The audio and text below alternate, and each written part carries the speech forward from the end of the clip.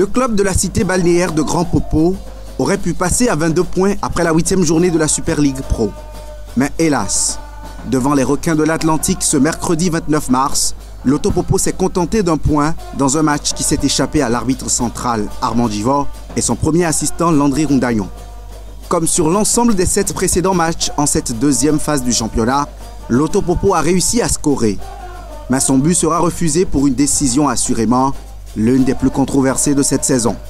Timides au coup d'envoi de la rencontre, les hommes de Mathias Deguénon ont subi quelques assauts des visiteurs avant de retrouver leurs repères et de reprendre les devants. Un réveil stérile malgré les multiples occasions créées sur des percées de Peter Adema et de Zakiou Abdoulaye. Exposés aux contre-attaques des requins, les coéquipiers du capitaine Patrick Sedjama ont pu compter sur les arrêts de Damilola Shea Wilson pour ses premières minutes en Super League Pro. 0-0, c'était le résultat à la pause. De retour des vestiaires, Loto Popo va rapidement orienter son jeu vers l'avant en exploitant les couloirs. En face, l'adversaire du jour oppose de la résistance. Un dispositif qui va quand même laisser des failles. Alors qu'on jouait la demi-heure de cette confrontation, Faïzou Para, bien servi après un appel en profondeur, ouvre la marque sur un ballon envoyé au petit filet. Mais Landry Rondaillon signale un hors-jeu invisible sur les images.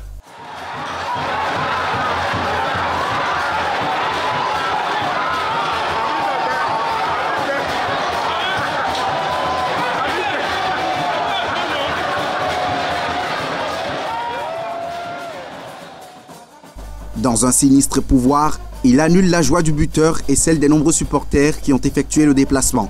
Après cette décision litigieuse, les locaux se sont offert une dernière occasion. David Cosmos, seul devant Amadou Tembeli, le dernier rempart des requins, manque le cadre. Malgré ce nul, Loto Popo FC reste invaincu et en tête du classement avant son déplacement dans l'Ouémé ce samedi 1er avril 2023 pour affronter les Dragons FC. Loto Popo, un pour tous pour un.